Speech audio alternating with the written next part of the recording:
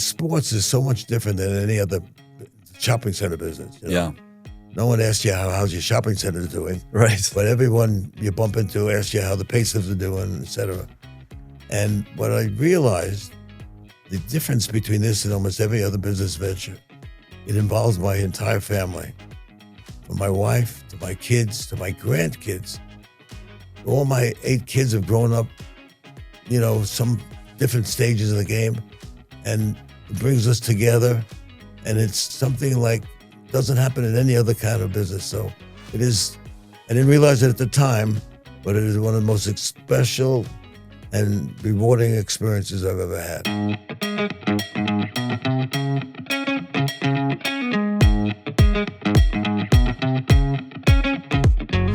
Welcome to Off the Record, a podcast featuring leaders on IBJ Media's Indiana 250 list. I'm Nate Feltman, CEO of IBJ Media, which publishes the Indiana 250, a list of the most influential business people in Indiana. Well, I'm thrilled to be joined today by Pacer Sports and Entertainment owner Herb Simon, a legend in Indianapolis sports and the real estate development business, and now a member of the Naismith Basketball Hall of Fame. In 1960, Herb and his late brother, Melvin, founded the retail real estate company that evolved into what today is known as Simon Property Group, a national retail real estate powerhouse based in Indianapolis that owns most of the prestigious shopping destinations in the world. Herb is chairman emeritus of Simon Property Group, whose predecessor company has worked with the city for more than a decade to plan the development of Circle Center Mall, which opened in 1995 and was seen as a critical piece in the revitalization of downtown Indianapolis. But before there was Circle Center, Herb and his brother stepped in to rescue another important downtown asset, the Indiana Pacers. The NBA franchise was struggling on and off the court at that time when the Simons bought it in 1983 for $11 million. In doing so, they preempted its sale to a group from Sacramento that would have moved the team out of the city. 41 years later, the Pacers are here, and Herb is the longest tenured owner in the history of the NBA and one of the most respected owners in the league. The franchise and the team have thrived under Simon ownership. Just this year, the Pacers reached the Eastern Conference Finals with a young and exciting team, and the Indiana Fever drafted Caitlin Clark, the WNBA Rookie of the Year, who helped turn around the Fever's fortunes with the return to the playoffs and record-breaking attendance and ratings for the WNBA this year. The future looks bright for both organizations. Herb, welcome to Off the Record podcast. It's certainly an honor to have you with us. Pleasure to be here. Well, Herb, you just recently were enshrined in the Naismith Basketball Hall of Fame in Springfield, Massachusetts, just this past weekend. Tell me what that was like. Incredible experience. I started off being sort of reluctant and surprised and almost never didn't feel worthy. But after dealing with it and working with it and seeing the reaction of my family and other people, I realized that it was a heck of an honor. I'm sure. And so I got with it, but that Mel and Danny had to prod me a little bit, but I got to it. That's amazing. It's amazing. So as a Hall of Famer, you get to select 3 previous inductees to accompany you. Is that right? Well, any amount you want. Some people had 8 or 9. Oh, is that some right? People had 1. So you chose to have the 3 people that represented almost my 40 years around here. I mean, Reggie came in early.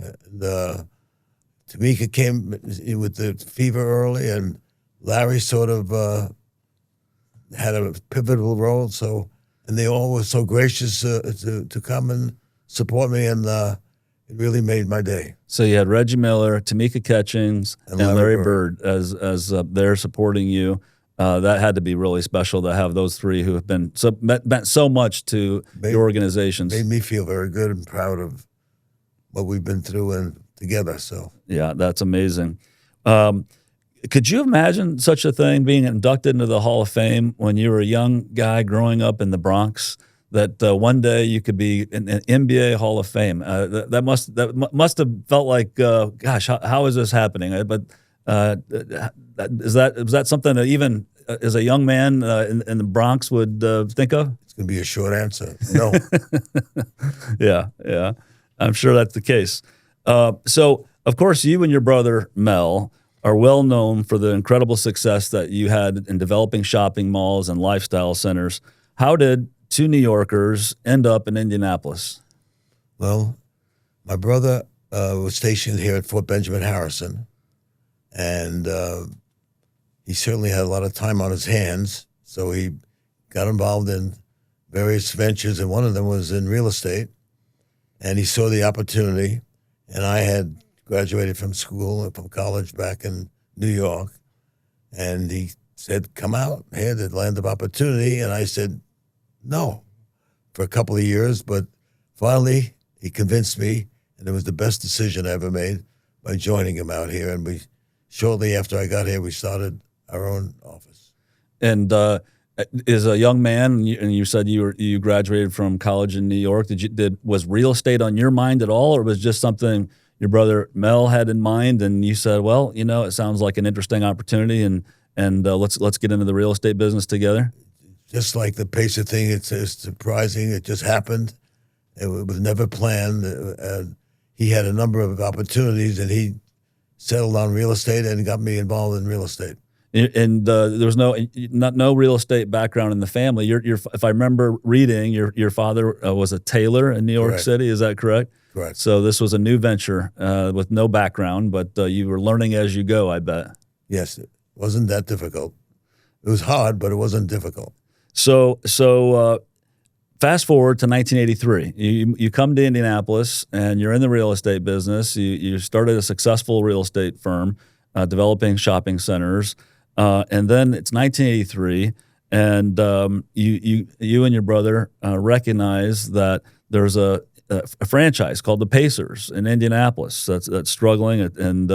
And what made you say, "Gosh, this is something that we should invest in or think about investing in the sports business"? How did that come about? It didn't happen the way you just It didn't. suggested. Okay. We were minding our own business, building our business, when the mayor of Indianapolis at the time, Mayor Hudnut, asked to see my brother and I, and they brought Jim Morris, Dave Frick, Ted Bohm, and of course Jim Morris, who was a friend of mine, but not just an acquaintance, was very eloquent as their spokesman, and they told us this sad story, and they asked us if we would keep buy the team and keep it here, and it was a short conversation, 20 or 30 minutes, and I don't know what happened, but at the end of it, we were the owners of the Pacers. So Is that right? it just happened almost, that's 41 years ago, 42 years ago, so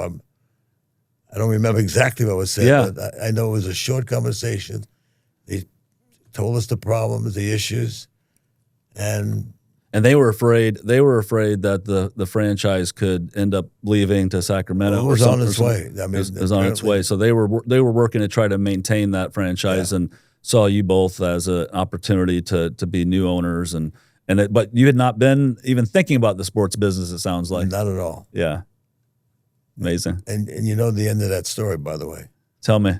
So we were so impressed, Mel and I, that they came to us to save the team and do our job, and they made us feel so special. Sometime after we had purchased a team, we found out the rest of the story. They went to 5 other groups and people and were turned down by all 5 of them before they came to us. Is that right? So oh my I guess gosh. we weren't that special, but it worked out okay. Yeah, absolutely. I didn't know that part of the story at all. Yeah. So it's interesting to hear. So now, really fast forward, you're now the longest serving NBA owner in history at 41 years, and a Hall of Famer for all your contributions to the game of basketball. Those two statements, that you're the longest serving and a Hall of Famer, that is just so special. When you think about that, how does that hit you? Well, it hasn't sunk in completely, but it's an honor. Yeah, I'm sure. So could you, looking back to when you got into this business that we were just talking about in 1983, there's just been incredible growth in sports business in general, just in all of sports. Could you and your brother have imagined at all that what could happen to the sports and entertainment industry and it seems like that the pace of growth has just hastened over the last couple of decades. But I mean, did you see that as an opportunity? How did you think about the business as a whole once you became owners? There was no thinking. We just did it, and without thinking. Yeah, yeah. Sometimes it's better to be lucky than smart. Right. Well, clearly sports in general has a way of bringing people together, people of different backgrounds, and lifting up a city. I've heard so many people say that when the Pacers are doing well and advancing in the playoffs, the city feels so alive, and I felt that through the years. Did you realize, and was that part of your thinking, your Mel's thinking, that this could be something that the city, could bring the city together? It does have something to do with a community and a community spirit. Let's say in two parts. Number one, even though this is nothing that we ever thought of doing, we realized that if Indianapolis lost their only major sports team, especially basketball, where the old saying is, we didn't invent basketball, but we perfected it in Indiana. So I think that struck us as important to the city not to lose that franchise. But that's the only thinking we did, really. But what I did say in my acceptance speech, the sports is so much different than any other shopping center business. Yeah. No one asks you how's your shopping center doing. Right. But everyone you bump into asks you how the Pacers are doing, et cetera. And what I realized, the difference between this and almost every other business venture, it involves my entire family. From my wife to my kids to my grandkids. All my 8 kids have grown up, some different stages of the game. And it brings us together. And it's something like doesn't happen in any other kind of business. So it is, I didn't realize it at the time, but it is one of the most special and rewarding experiences I've ever had. Yeah, well, there's no doubt that a sports franchise really does have a way of bringing the community together, and I can tell from a family standpoint, you've felt that, and it is a special business. It has something that no other business seems to really have in terms of a community spirit. That's in addition to the fan support and the city involvement. Like you say, the city gets alive when we're doing well. Yeah. But this is in addition to all the normal things you would expect. It becomes even more special when you can have your whole family and your children at all stages of their development involved with you, and it makes it very special. That is really neat. So it's not only when the Pacers are doing well or the Fever are doing well, but then there have been add-on opportunities that have come about, like the NBA All-Star Game this year, and then we have the opportunity to host, I understand, the WNBA All-Star Game next year. So those are kind of bonus opportunities for the city and to bring people from all over the world to Indianapolis, showcase Indianapolis. Just another reason why professional sports can be so reinvigorating and invigorating to the city of Indianapolis. That's right. Yeah, it's a bonus. It really is. We did one of the early, in I think 1984, 85. I think we did in the early stages when there wasn't really a great show. Yeah. Over the years, it's developed into an incredible 4 or 5 day experience, which we experienced here in Indianapolis. And it's a global experience. Those games are telecast around the world, and it really amplifies what's happening in the city. It's a remarkable opportunity, isn't it? Yes. Yeah. So I want to take you to 1987. You probably remember 1987. The Pacers had the 11th pick and chose the guy that was with you, representing you at the Naismith Hall of Fame ceremony. Chose Reggie Miller out of UCLA. But there was a fan favorite that year by the name of Steve Alford, who was fresh off an NCAA championship at IU that the Pacers passed on. And obviously it worked out incredibly well for the Indiana Pacers and for Indiana. Was that a tough decision for the franchise?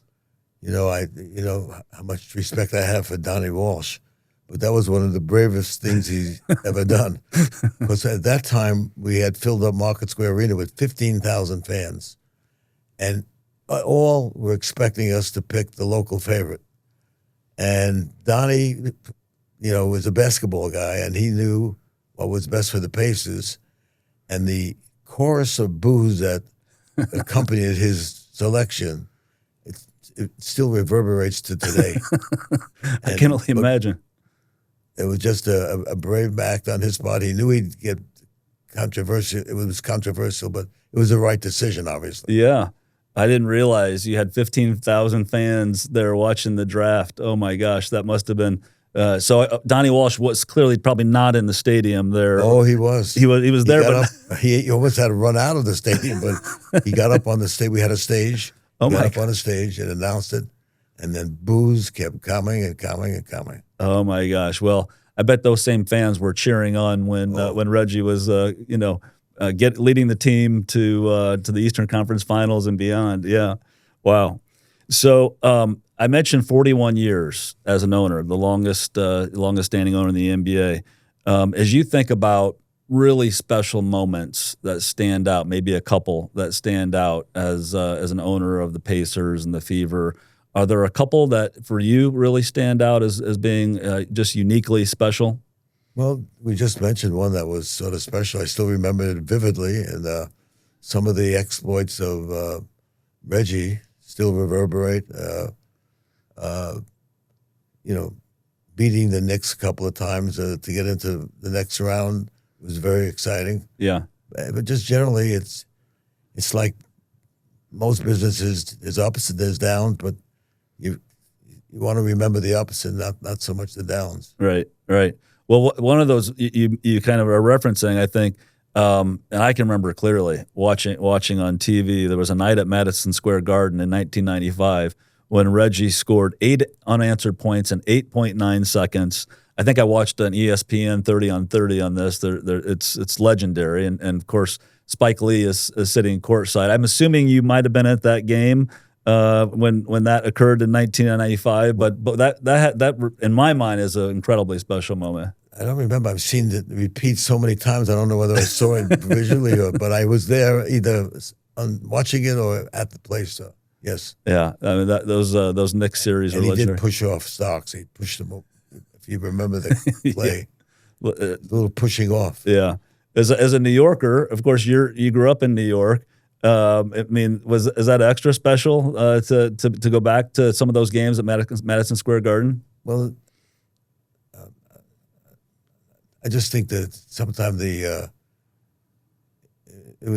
forgot about my early days of being a Knicks fan, and the Knicks fans are now pretty aggressive. Yeah. So when you beat an aggressive fan base, it is rewarding. Feels pretty good. Yeah. Feels pretty good. Those Knicks series, they used to call it the Knicks versus the Hicks or Hicks versus the Knicks. And did you find any comedy in that, or I don't even know how that started. Do you know how that started? It was fine. It was a good phrase. Yeah, it was fun. So the Pacers advanced to the NBA Finals in 2000 for the first time and only time in franchise history in the NBA Finals, and faced the LA Lakers, led by, of course, Shaquille O'Neal and Kobe Bryant, 2 Hall of Famers. I remember it. I remember that what an incredible time for the city that was. What was that like to see? See the Pacers in the NBA championship, especially against a team like the Lakers and Kobe and Shaq. Well, the only thing, every time I see Larry, we talk about that jump ball that we missed. We had Rick Smits jumping the ball. We thought we definitely, if we got that and won that game, we thought we could have won the whole thing, and we keep regretting the result of that jump ball. Wow. So we keep talking about that. Yeah, amazing. If I recall, the LA won that series 4-2. Is that right? We won a couple games. Yeah.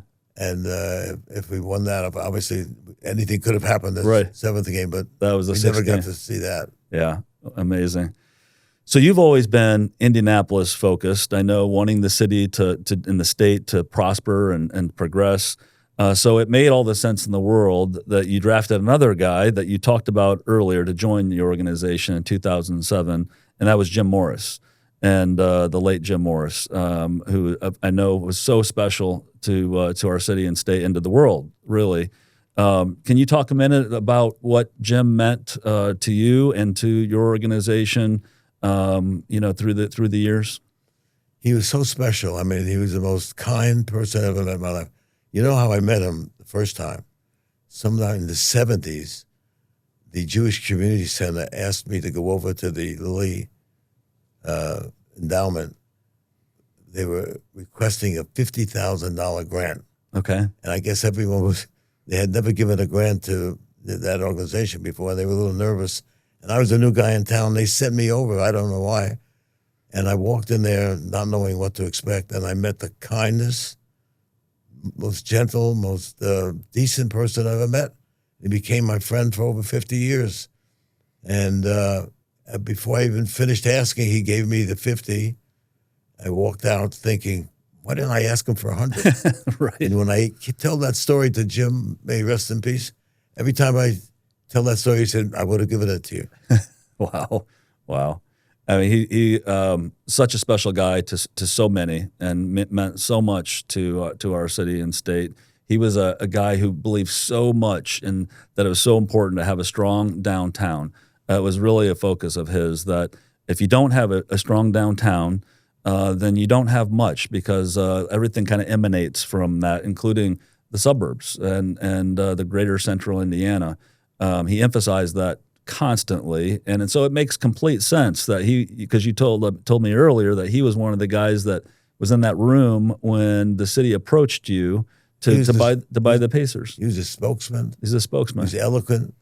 He was convincing, and that's how he was about always asking for other people, not for himself, for charities, for good causes, for betterment of the city. I mean, he was just a remarkable. We miss him very much. I know so many of us do. Yeah. Well, special that you got to spend so much time with him, and together you have done such important things for our city and state.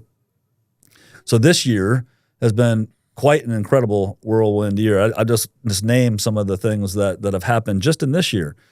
Pacers make the Eastern Conference Finals. The NBA All-Star Game is hosted here in Indianapolis. Mel Raines is promoted to CEO and now one of the few women to lead an NBA franchise after a longtime executive Rick Fuson retired. You make the Hall of Fame, and the Fever had the number one pick and for the second year in a row had the number one pick and draft rookie sensation Caitlin Clark, who wins Rookie of the Year, and the Fever go back to the playoffs. I mean, that if you just think about what an incredible year for your organizations, for the city, for yourself, the recognition for 41 years as a league owner. I mean, this has been a whirlwind year for you. How are you feeling about all of this happening in the span of less than a year? As I also said, I learned something this year. It's better to have two exciting teams to watch than only one. Right. And this year we had both things happen. Yeah, the future seems incredibly bright for both. You got great athletes on all the teams, and it seems like great character people on all the teams. Great people leading both organizations. So things are going so well. It feels. We feel fortunate. Yes. So I'm curious to get your reaction to what the impact has been of having Caitlin Clark join the Fever. Obviously, it feels like a worldwide phenomena. Everywhere I go, I travel a lot around the country, and people are talking about going to a Fever game. So clearly, I'm astonished sometimes. I'm like, you living out in far away from Indiana, and they're saying I made it to Indianapolis and attended a Fever game. What has this been like in general after the Caitlin Clark pick and then the year? It's just remarkable, the attention we're getting, this new rebirth almost of the whole league. Everyone is talking about it. Attendance is up all over the league. We've broken all our attendance records this year, all our merchandise records. I mean, it's a phenomenon. Yeah. We're lucky to be part of it. The team is the entire Pacer Sports and Entertainment, is the team a little tired from all the things that I just mentioned, happening this year? They probably need a little break at some point. Well, it's all because Mel just took over, right? Yeah, exactly.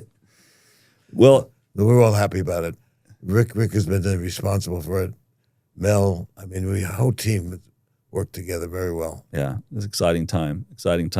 So you've been investing around Gainbridge with the plaza, the new Commission Row entertainment complex. I know there's some other exciting plans on the drawing board that include a hotel and entertainment venue at the corner of Georgia and Pennsylvania. Tell us a little bit about investing in and around the Gainbridge Fieldhouse and kind of your interest on that front. Well, trying to make it a real deal, but there's another part to it other than being a successful deal. It's really a way to give back a little bit, and the more excitement we can create downtown. It's adjoining the arena. There'll be a bridge to it, so it's synergistic. But if they redo the mall downtown, I think downtown is going to have some great days ahead of it, and we want to just be part of it. Yeah, it's fantastic. So that's kind of leads into what I was going to ask you next, which is when you think about the future of Indianapolis, our city, what kind of ideas or kind of thoughts come to mind? Do you see the city continue to advance and grow and new in different ways? What comes to mind when you think about the future? Well, it's not just all being altruistic. A lot of downtowns are suffering, but we have so many things going for us downtown. We have all the sports ventures downtown. We have the zoo downtown. We have White River Park. We have the state capitol. I go on, and we have a special downtown. Yeah, I remember when the Super Bowl came here, everyone was talking about how easy it is to get around downtown, even in the winter. So we have a special situation. Indiana's been special to me and my family, and it's a special place, and I get excited every time I think about it. Yeah, you mentioned, of course, we talked in the intro a little bit about 1995, the development of Circle Center. Now it's going to be redeveloped again, as you just mentioned, by a company called Hendricks. Have you seen kind of any of the plans of what that's going to look like and kind of that whole revitalization? Yeah, early on there were a bunch of people setting plans, and we did see the plan, but it's probably changed 100 times by now. So I think it'll be great. We encourage it. We will support it. It looks very exciting. I got a preview. We had a real estate event, and one of the guys from Hendricks went through it, and it just looks unbelievable. Yeah, it really looks wonderful. So I like to see the current plan, but I haven't. It looks great. Well, it's hard to believe, but you're about to turn 90 years old, right? And I want to understand, what is the secret? Because you look great. You're incredibly active in terms of all that you're doing in this city. I just mentioned some of the new real estate projects. What's your secret for longevity and health? Because you're a picture of health. Well, I feel pretty fortunate and lucky to still be active, and that being active keeps you active, and I still get as excited about doing things as I've ever been, and we got good people to work with, and it's a fun to be here, and it's a fun to do good things. Yeah. So one of the secrets is don't retire, stay active. Don't retire. Yeah. I've had that advice, including my father, who's still working as a dentist in South Bend at 82 and has no plans to retire. I love it. Well, we on Off the Record podcast, we always ask some questions. We call it a speed round, just to ask you some same questions we ask all of our folks who are on the podcast. So I'll ask you those questions. What's your favorite movie? I thought about it, but I don't have one. Okay. How about favorite place to vacation? Well, my friend of mine has a beautiful place in Ithaca, Greece. And we yearly have a retreat there for a week or so, and that's turned out lately to be one of my favorite places to be. Beautiful, I'm sure. Do you have a favorite musical artist? No. No? Just like a lot of different types? No, I just don't. What's the first thing you do in the morning? Brush my teeth. Right. Do you have a favorite book or one that you recently read? Well, that's really where, instead of music and movies, literature and books are my favorite thing. And I'm always reading more than one book at a time. But I like to think the most important thing is, how did I get started? When I was a teenager, I read Look Homeward Angel by Thomas Wolfe. And for some reason, that book turned me on to reading, and I've not stopped reading since then. Wonderful. So that's would be the thing that I think of when I think of reading. Excellent. Is there a food that you can't live without? Favorite food? Probably dark chocolate. That's a good one. Favorite sport other than basketball? Women's basketball. How about other than women's basketball? Men's basketball. All right, you're consistent. That's good. The best advice that you ever received? From my brother Mel. Move out. Come out here. It's a land of opportunity. And I felt stupid by not listening to him for 2 or 3 years, but when I finally made that decision, I felt that was the best advice I ever got. That's awesome. And a great way to close. Herb, want to thank you so much for joining me on the Indiana 250 podcast. I want to thank you for all you've done for our city, for our state, and wish you continued good fortune with everything that you're involved with. Thank you so much. And thank you.